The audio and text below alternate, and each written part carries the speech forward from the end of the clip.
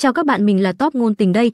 Trước khi xem video phiền các bạn dành ra 3 giây để ấn like video và đăng ký kênh để mình có thêm động lực ra nhiều video chất lượng hơn nữa nhé. Cảm ơn các bạn rất nhiều. Chúc các bạn một ngày mới vui vẻ. Sau khi lớp 12 khai giảng được một thời gian thì đợt xét học bổng của học kỳ này cũng tới. Hôm nay Sở Mỹ đến nộp bài tập hóa cho thầy Trương thì đã nhận được danh sách top 20 học sinh lớp Hỏa Tiễn lọt vào vòng sơ tuyển.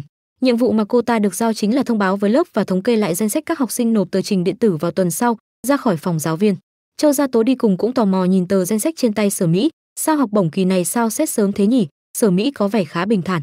Cô ấy còn chắc chắn Châu Gia Tố sẽ có tên trong danh sách đó. Gia Tố, cậu không cần xem đâu, kỳ nào chẳng là cậu. Mặc dù Sở Mỹ nói vậy nhưng Châu Gia Tố cũng đã lia mắt nhìn vào tờ giấy trên tay cô ta rồi. Trong những cái tên gần như là quen thuộc ra thì 4 chữ Đông Phương Phi Phi nhường như nổi bật hơn cả. Điều này khiến Châu Gia Tố có chút ngạc nhiên, ấy, còn có Phi Phi nữa này. Mặc dù cuối kỳ Phi Phi xếp thứ 27, nhưng xếp hạng tổng thành tích vẫn rất thấp mà. Bất ngờ này nối tiếp bất ngờ khác, Sở Mỹ không may rớt khỏi top 20, xem hết một lượt mà Châu Gia Tố không thấy tên của cô ta đâu cả. Và dĩ nhiên Sở Mỹ cũng nhận thức được điều này, sắc mặt Sở Mỹ hiện lên sự tiếc nuối. Châu Gia Tố an ủi cô ta, Sở Mỹ à, cậu đừng buồn, có lẽ thầy Trương nhầm danh sách rồi. Cậu có cần quay lại hỏi không? Sở Mỹ có vẻ khá hụt hẫng, nhưng khi nghe Châu Gia Tố nói vậy thì cô ta lại tỏ ra lưỡng lự, giờ mà tớ quay lại hỏi thì kỳ lắm. Và lại cuối kỳ tớ thi cũng kém thật, mà thành tích cuối kỳ lại chiếm phần lớn trong đợt xét học bổng này, các thầy cô cũng không chỉ dựa vào mỗi thành tích đâu. Ngộ nhỡ thầy Trương nói tớ không nằm trong danh sách này thật, vậy thì ngại lắm. Có vẻ như Sở Mỹ không muốn nói thêm về cảm xúc của mình nữa, cô ta để Châu Gia Tố lại rồi nhanh chóng đi về lớp trước, tớ về lớp thông báo danh sách trước đã. Lần nào danh sách học bổng cũng gây tranh cãi hết, cho dù tớ không hỏi thì chắc chắn các bạn học khác cũng sẽ hỏi thôi. Thế là danh sách top 20 học sinh được xét học bổng kỳ này đã được công bố. Sở Mỹ vừa dán bảng danh sách lên tường vừa nói, tớ dán ở dưới bảng trực nhật nhé, lát nữa tớ sẽ lập nhóm chat, gửi mẫu đơn vào nhóm. Mọi người điền xong thì gửi riêng cho tớ trong tuần này nhé. Tin tức này cũng khiến lớp Hỏa Tiễn khá bất ngờ. Wow, năm nay xét sớm vậy. Nghe nói học bổng kỳ này hậu hĩnh lắm, tận 2000 cơ mà, không biết 20 bạn nào may mắn vậy. Đang nằm mơ đấy à, làm gì được 20 người, đây mới chỉ là sơ tuyển thôi. Sở Mỹ nghe bọn họ xì xào to nhỏ như vậy thì lên tiếng nhắc nhở. Nếu danh sách có vấn đề, có thể tìm riêng thầy Trương để hỏi. Câu nói của Sở Mỹ như một chất xúc tác, để những ai bất bình bắt đầu dục dịch muốn đi kêu. Quả nhiên sự việc đều nằm trong như đoán của Sở Mỹ. Ba học sinh vừa nãy tiếp tục thảo luận về danh sách các học sinh lọt top, có người gặp trường hợp bị rớt khỏi top 20 như Sở Mỹ, và cũng có người khó hiểu vì sao Phi Phi lại nằm trong top 20 thay vì bạn của họ, bởi vì cuối kỳ vừa rồi Phi Phi không nằm trong top 20. Hơn nữa bọn họ cảm thấy thành tích tổng hợp của cô càng không đạt yêu cầu, thế là một học sinh trong nhóm 3 người chợt nói với cậu bạn bị rớt học bổng kia, Trương Tuấn Các, cậu có đi hỏi thầy Trương không? Dù sao cũng là học bổng mà, là vinh quang đấy. Sở Mỹ im lặng nghe ngóng cuộc trò chuyện, cô ta nở nụ cười đắc ý, quả nhiên tất cả đều nằm trong dự đoán của cô ta. Lý do vì sao lần này Sở Mỹ không tự mình làm lớn chuyện là vì Phi Phi nắm được điểm yếu của cô ta, khiến cô ta không tiện công khai đối đầu với cô. Nhưng cô ta nghĩ mình cũng không cần ra mặt làm gì, rồi sẽ có người kéo cô ta xuống thôi, mà có lẽ người đó sẽ là những cô cậu học sinh bất bình như nhóm bạn 3 người kia. Lúc này Châu Gia Tố đã đi đến chỗ Phi Phi, cô ấy hỏi, Phi Phi, sao cậu không xem danh sách học bổng? Phi Phi chỉ cảm thấy học bổng đối với cô là cái gì đó quá xa vời. Cô nói, không cần xem đâu, thành tích tổng hợp kỳ trước của tớ chắc chắn không leo nổi top 20 đâu. Ai bảo vậy? Học bổng đâu chỉ nhìn vào mỗi thành tích, mà là tố chất tổng hợp, cậu được vào danh sách xét học bổng rồi đó. Không tin cậu hỏi Tư Quân xem, cậu ấy vừa lên xem xong, tin tức này đến quá nhanh khiến Phi Phi có chút không dám tin. Cô vẫn cứ tưởng là Châu Gia Tố nói đùa, cho đến khi có càng nhiều người đến chỗ cô xác nhận, mà đầu tiên là cô bạn tên Tư Quân vừa được nhắc tên. Có cậu thật đấy, có điều lần này Sở Mỹ còn không được vào danh sách xét tuyển cơ, tớ hơi bất ngờ đấy. Cuối kỳ điểm thấp, lẽ nào lần này xét theo thành tích thi cuối kỳ sao? Ninh Đan biết tin cũng tỏ ra hết sức ngưỡng mộ.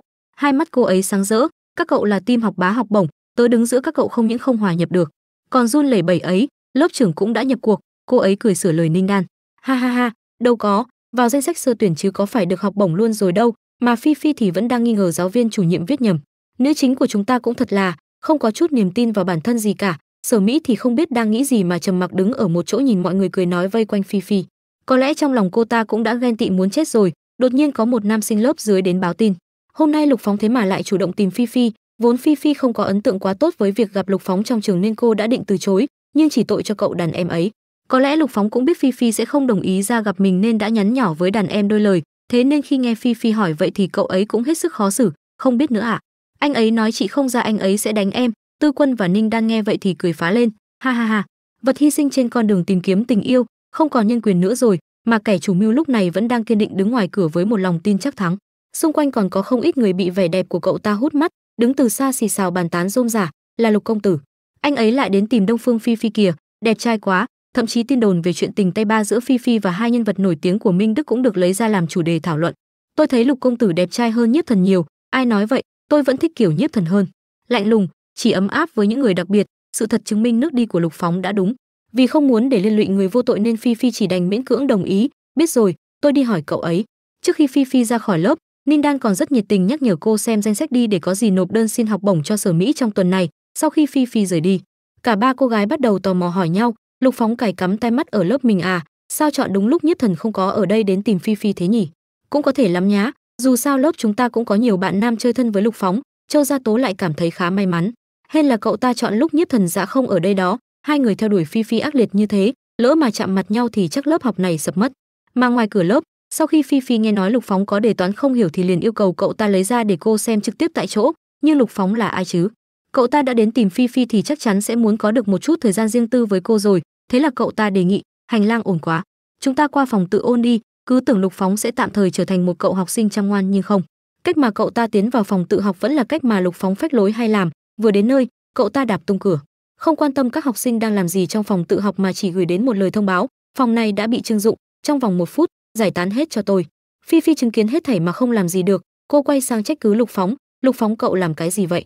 Đây là phòng học chung, ai học cũng được mà. Trước lời chất vấn của cô, Lục Phóng chỉ tỏ ra vô tội nói, tôi đâu có cưỡng ép họ đi đâu, chỉ là đưa ra ý kiến thôi mà, tự bọn họ muốn đi ấy chứ.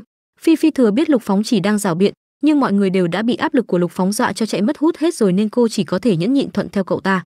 Đâu bài nào, mở ra tôi xem. Lục Phóng vậy mà thật sự đưa đến trước mặt Phi Phi một bài toán khó. Thế là Phi Phi bắt đầu nghiêm túc giảng bài cho cậu ta, là bài về độ lệch tâm, tôi đã thấy vài lần rồi. Trước hết, theo định nghĩa, lại có giả thiết này, ta được cái này. Sau đó, dù có giản hăng say đến đâu thì Phi Phi cũng bị cái nhìn chằm chằm của Lục Phóng làm cho khó chịu. Cô ngẩng đầu nhíu mày nói, cậu cứ nhìn tôi làm gì, tôi vừa giảng cái gì cậu có nghe không vậy? Lục Phóng cây ngay không sợ chết đứng, cậu nói phải học nghiêm túc, tôi không nhìn cậu thì sao mà nghiêm túc được. Nói rồi như để chứng minh cho sự nghiêm túc của mình, Lục Phóng bắt đầu cầm bút lên giải bài tập, cậu vừa nói theo định nghĩa này ta biết cái này, lại có giả thiết này, vì thế ta được cái này, có cái này, cậu ta lặp lại các cách giải của Phi Phi và rồi giải được bài toán trước mặt trong chớp mắt. Làm xong còn hỏi lại cô để xác nhận, thế nên thật sự là có thể vừa nghe giảng vừa ngắm grad ư. Lần này Lục Phóng đã thật sự khiến Phi Phi mở mang tầm mắt, hóa ra cậu ta có thể làm được hai việc cùng một lúc.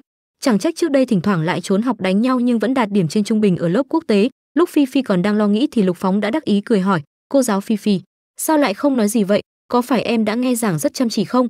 Hừ, dù thông minh thì thông minh như thái độ ngả ngớn của cậu ta vẫn khiến Phi Phi không ngấm nổi. Cô nghiêm khắc nói, cậu ngồi tử tế lại cho tôi, nhưng nói gì thì nói. Cô không thể phủ nhận rằng Lục Phóng thật sự là một nhân vật tầm cỡ, giờ thì cô cũng đã hiểu cảm giác của thầy cô khi đối mặt với học sinh nghịch ngợm mà thông minh là thế nào rồi. Đúng là muốn mắng mà không tìm được lý do nên rốt cuộc chỉ có thể nhẫn nhịn cho qua, thật là ức chế quá đi mà, nhưng Phi Phi là ai chứ? Cô vẫn phải tìm cho bằng được điểm để bắt bẻ Lục Phóng. Cô đâm bút vào cái đùi đang gác lung tung của Lục Phóng khiến cậu ta kêu oai oái, cô lạnh nhạt cảnh cáo, cậu nghiêm túc chỗ nào hả? Chân còn ngó ngoáy nữa là tôi chém đấy, như thế vẫn chưa hả dạ? Phi Phi lại cốc đầu Lục Phóng thêm cái nữa, tránh xa tôi ra, gần thế làm gì? Cậu cận thị à? Cuối cùng, Phi Phi chỉ vào bài làm của Lục Phóng. Còn chỗ này nữa, làm sao ra được chỗ này sao cậu không viết? Lục Phóng cảm thấy có chút buồn cười, cậu ta bĩu môi, vãi chỗ này người bình thường ai chẳng biết, còn phải viết ra sao? 1 + 1 = 2 tôi còn phải viết nữa sao? Phi Phi lại không nghĩ vậy. Cô phản bác, kể cả quy trình suy luận có đơn giản thế nào cũng không được bỏ qua, đã làm thì phải làm cho hoàn hảo luôn. Chỗ này cậu không viết thì thầy cô khó sẽ có lý do trừ của cậu 2 điểm đấy. Việc trả lời câu hỏi có liên quan đến nhận định chủ quan của giáo viên chấm bài. Cậu không thể để giáo viên có lý do trừ điểm mình. Lục Phóng gãi đầu, không biết cậu ta có nghe thấm được miếng nào không nhưng vẫn qua loa thuận theo cô. Được. Cậu nói gì cũng đúng. Phi Phi cũng không thèm so đo với cậu ta. Cô lại lấy ra thêm vài đề toán nữa đưa cho Lục Phóng. Đây là một vài đề khác mà tôi thấy nó cũng liên quan đến độ lệch tâm, cậu có thể làm thử để củng cố điểm kiểm tra lần này. Ngoài ra còn có một vài kiến thức thường gặp khác như vector và bất đẳng thức, cũng phải luyện tập nhiều, đặc biệt chú ý. Sự tận tâm nhiệt tình của Phi Phi thế mà lại khiến Lục Phóng rơi vào trầm mặc, cậu ta cầm bút trên tay mà mãi vẫn chưa động, chỉ im lặng nhìn đống bài tập chi chít chữ trước mặt không biết đang nghĩ gì. Phi Phi cảm thấy có chút buồn cười, cô buột miệng hỏi, có phải cậu thấy tôi giống mẹ cậu không? Thế mà Lục Phóng lại thẳng thừng phủ nhận, gì? Mẹ tôi không có kiên nhẫn như vậy đâu. Thế là bằng một cách nào đó, chủ đề trò chuyện lại quay xe nói về mẹ ruột của Lục Phóng. Với mẹ tôi mà nói, trên đời chỉ có 2 người, người có ích và người vô dụng, mà người vô dụng thì bà chẳng thèm nhìn tới đâu. Phi Phi nghe vậy thì không khỏi cảm thán, lần đầu tiên cô có nhã hứng khen ngợi Lục Phóng mấy câu. Vậy chắc chắn là mẹ cậu rất thích cậu ha, tôi không biết cậu có thể đạt được đến trình độ xuất sắc hay không, nhưng cậu chắc chắn là một người ưu tú kiệt xuất. Được Phi Phi khen nhưng Lục Phóng lại chẳng tin nổi lời cô nói, vãi cậu nghiêm túc đấy à, tôi kiệt xuất ưu tú á. Không phải cậu đang dùng mấy chiêu của học sinh giỏi đấy chứ? Chơi trò nói ngược à? Đương nhiên là tôi nghiêm túc rồi, chỉ cần bắt đầu từ bây giờ cậu chăm chỉ học hành, không gây chuyện nữa, mẹ cậu không thích cậu mới là lạ. Người chung không gạt người chung, Phi Phi khen một cách nghiêm túc như vậy khiến Lục Phóng bật cười. Tuy rằng chưa chắc cậu ta có chịu ngấm mấy lời khen này của Phi Phi không nhưng cậu ta vẫn tỏ ra thuận theo ý cô. Ha ha ha, được, tôi sẽ học chăm chỉ. Hôm nay cũng là lần đầu tiên Phi Phi nhìn thấy dáng vẻ nghiêm túc khác thường này của Lục Phóng, cô âm thầm quan sát cậu ta, trong lòng thầm tặc lưỡi, chậc chậc chậc, sống hai cuộc đời đúng là cái gì cũng gặp. Không ngờ cô có thể trông thấy Lục Phóng chăm chỉ học hành đấy, đúng kiểu rửa tay gác kiếm luôn, rất có thành tựu. Càng nghĩ Phi Phi lại càng cảm thấy tự hào. Đây có được xem là cảm hóa bất lương không nhỉ? Bây giờ toàn thân mình chắc đang tỏa ra hào quang chư Phật quá ha ha. Cảm thấy mình đã xong việc ở đây rồi nên Phi Phi cũng đứng dậy. Cô không quên dặn dò Lục Phóng, cậu làm đi, có vấn đề gì thì lại tìm tôi, hoặc nhắn hỏi tôi cũng được. Nhưng có thể đến giờ cơm chiều tôi mới trả lời một thể. Lục Phóng thấy Phi Phi muốn rời đi thì vội đứng dậy muốn đuổi theo cô nhưng đã bị Phi Phi ngăn lại. Cô quả quyết nói, không được phân tâm, học cho tử tế. Thế là Lục Phóng chỉ có thể trơ mắt nhìn Phi Phi ra khỏi phòng tự học. Lúc này cậu ta vẫn còn cả đống bài tập mới từ trên trời rơi xuống. Cậu ta có chút chán nản thở dài, 10 năm lần 7 lượt mới tới, vậy mà đi lại nhanh ghê. Nhưng chưa buồn bã được bao lâu thì Lục Phóng đã phì cười, Phi Phi thế mà lại có tâm ghê, còn để lại hẳn một dòng ghi chú cho cậu ta, chỉ cần nhìn nét chữ thôi cũng có thể tưởng tượng ra được khuôn mặt nghiêm khắc của cô. Không chịu khó làm đề, tôi sẽ cho cái đầu cậu giống cửa kính lớp tôi đấy. Lục Phóng thật sự cảm thấy hôm nay mình phải làm bạn với đống bài tập này đến hết ngày rồi. Cậu ta từ chán nản thở dài chuyển sang bất đắc dĩ thở dài, Phi Phi cái đồ ác nữ này. Quay trở về lớp học, thế mà lại có một bất ngờ khác đang chờ đón Phi Phi, mà người báo tin cho cô chính là Châu Gia Tố. Phi Phi, hôm qua tớ lướt Weibo, cậu đoán xem tớ thấy gì trên hot search nào? Phi Phi đang bận học nên vốn không để tâm lắm vì thế cô chỉ trả lời một cách qua loa, tớ không đoán được đâu. Châu Gia Tố như nhìn thấy tin tức gì đó thú vị lắm. Cô ấy vừa nói vừa định đưa điện thoại ra cho Phi Phi xem, hôm nay đã lên no 4 rồi. Này, là cái này, có người đăng ảnh cốt hôm lễ hội Manhua đằng tấn của cậu lên. Vừa nghe nhắc đến sự kiện này là Phi Phi lại có chút hoảng hốt, lẽ nào bức ảnh mà tên A Phong kia chụp lén cô đã bị lộ rồi sao? Nhưng cô đã thấy cậu ta xóa ngay trước mặt cảnh sát rồi mà, vì vẫn khá lo lắng nên Phi Phi tò mò nhìn lên muốn kiểm chứng cho bằng được. Thế mà đập vào mắt cô lại là dòng chữ Vương Chiêu Quân đẹp nhất, tiêu đề nghe có vẻ vô hại và nội dung của nó cũng không có gì bậy bạ thật. Chỉ là một coser tham gia buổi triển lãm ngày hôm đó có chụp hình với Phi Phi và bây giờ cô ấy đăng ảnh lên khoe mà thôi, nào ngờ lại trở thành hot search cơ chứ. Bình luận của bài viết toàn là những lời khen ngợi nhan sắc xinh đẹp của Phi Phi, tâng bốc cô đến tận trời, cả chiến tích lẫy lừng của Nhiếp Thần Dạ và Phi Phi hôm đó cũng được nhắc đến nữa. Phi Phi sau khi nhận thấy mọi thứ đều bình thường thì cũng thở phào nhẹ nhõm trả lại điện thoại cho Châu Gia Tố. Châu Gia Tố trông còn phấn khích hơn cả Phi Phi. Lần đầu tiên Châu Gia Tố thấy có người trông có vẻ không thiết tha lắm với chuyện được lên hot search, cô ấy hỏi: "Hôm nay ngoài cửa lớp biết bao người đến cầm điện thoại chụp hình cậu không cảm nhận được sao?" Phi Phi tỏ ra hết sức bình thản vô tư. "Tớ cứ cắm mặt vào bảng đen với sách vở, không để ý nhiều vậy. Trước đây thỉnh thoảng cũng có người đứng ngoài cửa chụp hình tớ còn tưởng hôm nay thứ sáu nên mọi người đều rảnh." Châu Gia Tố nghe vậy thì cười nói: "Với điều kiện và tố chất tâm lý của cậu, thật sự thích hợp làm người nổi tiếng đấy, chẳng trách Lục Phóng cứ bám giết cậu không buông." Thế là sự tò mò trong Châu Gia Tố bắt đầu trỗi dậy. Cô ấy tít mắt dò hỏi: "Nhiều chuyện một chút, có phải Lục công tử theo đuổi người ta chính là cái kiểu không nói lời nào mà thanh toán hết cả không?" Biết Châu Gia Tố đang nhắc đến chuyện vừa nãy, Phi Phi cảm thấy hình như cô ấy hiểu lầm rồi nên vội vàng giải thích: Không đâu, không phải như cậu nghĩ đâu. Cậu ấy có mấy đề toán không hiểu nên kêu tớ giảng thôi." Thôi xong chuyện này rốt cuộc cũng đến tai Nhiếp Thần Dạ rồi, xem mặt nam chính của chúng ta khó chịu chưa kìa. Hẳn là lại ăn giấm chua rồi đây ha ha. Phi Phi và Châu Gia Tố chưa trò chuyện được lâu thì cô ấy đã bị gọi lên văn phòng gặp thầy Trương. Sau khi Sở Mỹ thay mặt thầy báo tin thì cũng quay sang nhắc nhở Phi Phi: "Đông Phương Phi Phi, đơn xin học bổng của cậu sao vẫn chưa nộp? Còn thiếu mình cậu thôi đấy." Thế là Châu Gia Tố rời đi, còn Phi Phi thì lo nhanh chóng hoàn thiện đơn xin học bổng sau đó gửi vào WeChat cho Sở Mỹ. Thật ra cho đến bây giờ Phi Phi vẫn còn khá bất ngờ, không biết chó ngáp phải rồi kiểu gì mà cô lại được vào sơ tuyển, dù vậy cô vẫn gửi đơn đi. Mặc dù khả năng đạt có thể không cao nhưng thích nghĩ cô vẫn phải viết đơn cho tử tế, dù sao cũng là niềm vinh dự mà, với lại biết đâu được thì sao. Về phía Châu Gia Tố, trên đường đi cùng Sở Mỹ đến văn phòng của thầy Trương, Sở Mỹ đột nhiên ngập ngừng hỏi cô ấy: "Gia Tố, gần đây hình như cậu khá thân thiết với Đông Phương Phi Phi nhỉ?" Châu Gia Tố nghe Sở Mỹ nhắc đến chuyện này thì cũng thành thật trả lời: "Tại tiếp xúc nhiều nên có thân hơn chút. Cả mùa hè cậu ấy học múa cổ điển ở chỗ cô Đinh với tớ mà, hồi lớp 10 tớ còn nghĩ cậu ấy hống hách và độc đoán, đến năm 11 cùng lớp mới thấy cậu ấy thay đổi nhiều. Sau mùa hè này đã thân hơn, tớ thấy tính cách cậu ấy cũng rất đáng yêu ha ha ha." Châu Gia Tố vừa đi vừa cười nói mà không để ý rằng nét mặt của Sở Mỹ đã trở nên u ám. Đến khi cô ấy nhận ra mình đã đi cách Sở Mỹ một khoảng xa, quay lại muốn gọi Sở Mỹ tới thì Sở Mỹ lại tìm cớ rời đi. "Gia Tố, cậu đi trước đi, tớ còn phải đến phòng in đơn của Đông Phương Phi Phi đã." Có vẻ như Châu Gia Tố đã đoán ra điều gì đó. Cô ấy không nhịn được quay đầu nhìn theo bóng lưng Sở Mỹ, ánh mắt của cô ấy hiện lên chút buồn rầu lưỡng lự, cuối cùng cô ấy vẫn không cản Sở Mỹ lại. Cố gắng thuyết phục bản thân rằng đây không phải là do mình làm, cô ấy chỉ là trùng hợp đoán ra được thôi, như vậy không tính là người xấu chứ. Thế nên, mọi người có đoán ra được Sở Mỹ sắp làm gì không? Tập truyện đến đây kết thúc rồi, nếu thấy hay cho mình xin một like, một chia sẻ để mình có thêm động lực ra nhiều video nữa nhé.